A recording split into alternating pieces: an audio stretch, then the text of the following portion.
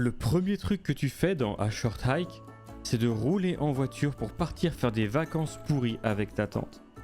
Le dernier truc que tu fais, c'est de te rendre compte que elles sont pas si mal que ça, ces vacances. Je me réveille d'une longue matinée à rien foutre et je tape directement la discute avec ma tante en train de se réchauffer en plein après-midi sous canicule. Bref, elle m'explique qu'il n'y a pas de réseau, ce qui me pose problème parce que moi je voulais mater du brain rot toute la journée sur mon téléphone.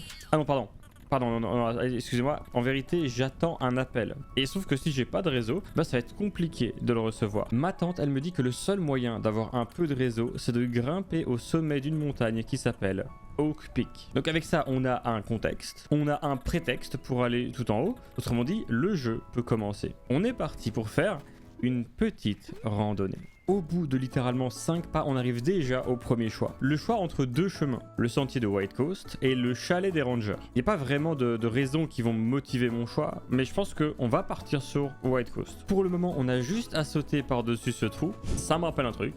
Sauf que cette fois-ci, je réussis sans aucun problème. Attendez.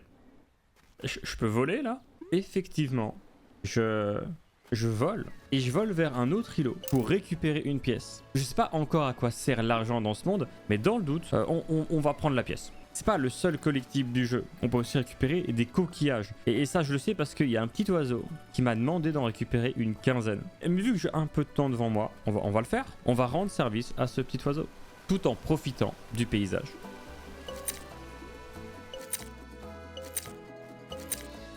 Je vais rencontrer un loup qui va m'offrir une boussole. Sur la plage, je trouve une grenouille qui construit un château de sable avec une pelle. Je lui demande gentiment de me la prêter, mais elle n'en a rien à foutre. Du coup, je vais voir ces deux mecs en train de faire de l'escalade qui m'ont l'air super sympas.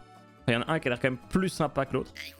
Et ils me demandent si je veux rejoindre leur club d'escalade, dont ils sont les deux seuls membres. Ça fait un peu pitié, mais à Skip, ils sont les deux seuls membres ici. Et que, en fait, dans le monde, ils sont genre des milliers. Et j'y crois pas une seule seconde, mais vas-y. On est gentil. Impossible de grimper sans plumes. Ok. Bon, à ce qui paraît, il faudrait des plumes d'or pour pouvoir grimper. Alors apparemment, c'est un objet qui se trouve dans la boutique de l'accueil du parc. Donc il va falloir qu'on aille à la cabine des rangers. Et effectivement, on peut en prendre une pour 40 pièces. Alors j'ai de la chance parce que juste à côté, il y en a une deuxième. Donc me voilà déjà avec 2 plumes d'or en bas de mon écran. Et elles vont me servir de barre d'énergie. Plus j'ai de plumes, plus je peux grimper, sauter et voler. Et dans un jeu où le but est de monter le plus haut possible, c'est pas mal important d'avoir suffisamment d'énergie pour pouvoir sauter. Je pense que trouver des plumes d'or va être la quête annexe la plus importante de cette aventure. Alors je commence à chercher des plumes d'or, mais sur le chemin je tombe sur une pauvre petite lapine qui a perdu son porte-bonheur, un gros bandeau rouge. Et elle veut absolument qu'on le retrouve au plus vite parce qu'elle est en train de perdre toutes ses courses depuis qu'elle a plus son porte-bonheur. Un peu plus loin sur le chemin je trouve une pelle à sable d'ailleurs, donc qui va pouvoir être donnée au gars qui faisait des châteaux de sable pour qu'il me donne sa vraie pelle à lui, qui n'était pas du tout adaptée au château. Et juste après je tombe sur une tortue qui passait là au même moment et qui a un bandeau qui ressemble étrangement à celui qu'a décrit la lapine. Alors donc dans le doute je lui ai demandé si c'est le même bandeau. Je l'amène à la coureuse et il s'avère que c'est même pas son bandeau à elle, mais que c'est encore mieux. Parce que le bandeau là que j'ai ramené, c'est pas le bandeau d'une tortue, c'est le bandeau de Taylor la tortue. Taylor la tortue qui est le coureur le plus rapide de l'île. C'est un porte-bonheur qui porte au moins 3 fois plus bonheur. C'est comme ça que ça fonctionne, les porte-bonheur. Et pour me remercier d'avoir retrouvé son bandeau, elle m'offre des chaussures qui me permettent de sprinter. Toujours avec la même logique de ça coûte de l'énergie. Donc je commence à courir comme un dératé et je tombe sur un chat qui est en train de faire du camping illégal. Alors il essaye d'acheter mon silence en me donnant des appâts. Ouais, ok mec, j'aurais préféré qu'il participe à la campagne Kickstarter de Tomo and Death Blue. Un jeu indé réalisé par un petit studio français qui combine Minecraft et Pokémon, ou alors comme le dit Shishune, de gigantesques bites volantes. À savoir que la campagne de Kickstarter se termine le 20 juin. Je ferai une vidéo dessus dès que le jeu sortira, mais que pour que le jeu sorte, le studio il a besoin de vous. Il y a plein de contreparties exclusives, le lien est dans la description. Mais au lieu de soutenir un projet francophone innovant avec plein de gens talentueux à son bord, ce con de chat, lui, a préféré me donner des vers de terre pour la pêche. On continue notre montée. Et vous voyez cette falaise? Eh bien on va prendre ce con de chat, le ligoter et le jeter par-dessus la falaise. Voilà, ça lui apprendra à pas participer à de super Kickstarter. Le lien est en description. Non, en vrai, on va laisser ce chat tranquille. Et c'est nous qu'allons descendre la falaise. Tout en bas de l'île, il y a des petits volcans qui projettent de l'air très chaud dans le ciel, avec lesquels, du coup, je peux m'envoler.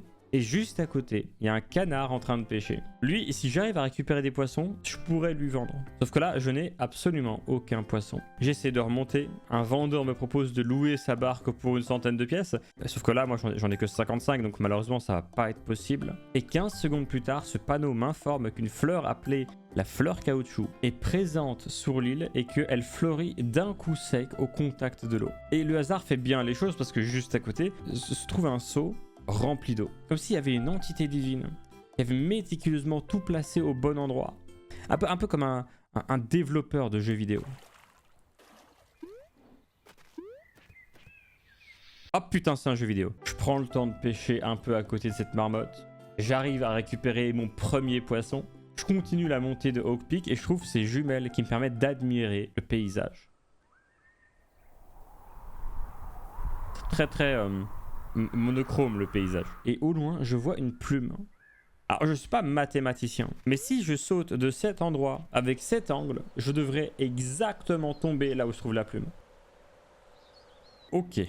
Je suis pas du tout au bon endroit. Mais c'est pas plus mal, parce que sur le phare, eh bien, il y a une autre plume. Et par la même occasion, je trouve une fleur caoutchouc. Donc si je mets un peu d'eau dessus, ça fait un trampoline.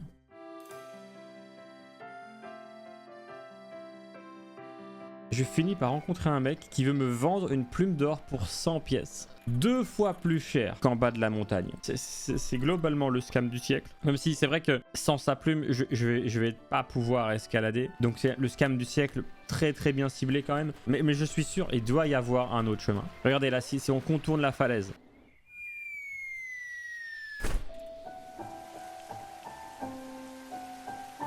Ok. C'était peut-être pas une si bonne idée que ça finalement. Mais c'est pas grave, parce que grâce à ça, je vais pouvoir trouver 2 autres plumes d'or. Je vais repasser devant mes amis du club d'escalade. Ils vont vite fait m'apprendre à escalader, alors qu'entre temps je suis devenu 10 fois plus fort qu'eux. Hein. J'ai trop de plumes d'or là en fait. Et je retrouve aussi la grenouille qui faisait des châteaux de sable. Du coup, je lui passe sa pelle. En échange, il me donne la sienne, et avec sa véritable pelle, une demi-seconde plus tard, je trouve 10 pièces sous terre. Alors je pense pas que ça va être aussi rapide, mais on peut déjà dire que c'est un échange plutôt rentable. Par contre, il y a un échange un peu moins cool, c'est celui avec le gamin qui voulait des coquillages. Tout au début, vous vous rappelez? Et ben je lui donne les 15 coquillages, et il n'y a pas de récompense. Enfin si, il y a une récompense, c'est une nouvelle mission qui consiste à amener le colis de coquillages à ma tante, devant la maison. Donc, je suis gentil, moi je lui amène, et en échange, bah elle a une plume. Et ça c'est trop cool. C'est marrant, c'est comme si en fait c'était pas une quête qu'il fallait faire, mais plusieurs, et qu'à la fin ont été forcément récompensés parce que les actions demandées par les personnages non joueurs mènent au fait qu'on est récompensé. Oh putain, c'est un jeu vidéo. Maintenant que j'ai toutes ces plumes, je peux faire des raccourcis de fou à travers la montagne. Du coup, je me retrouve rapidement devant le mec qui voulait me vendre des plumes à 100 balles. Et en vrai, malheureusement, je vais pas avoir le choix. Parce que si j'essaye de grimper sans lui acheter de plumes, il me manque juste un tout petit peu d'énergie. Du coup, vas-y, prends mes 100 balles, mec.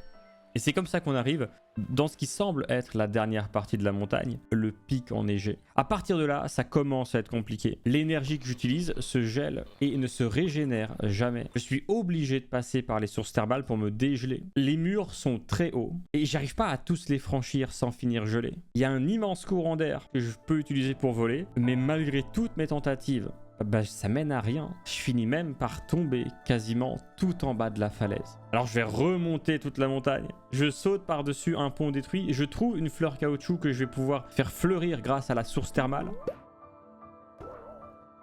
Je me propulse avec la fleur, je grimpe quelques murs et... nous voilà enfin à destination.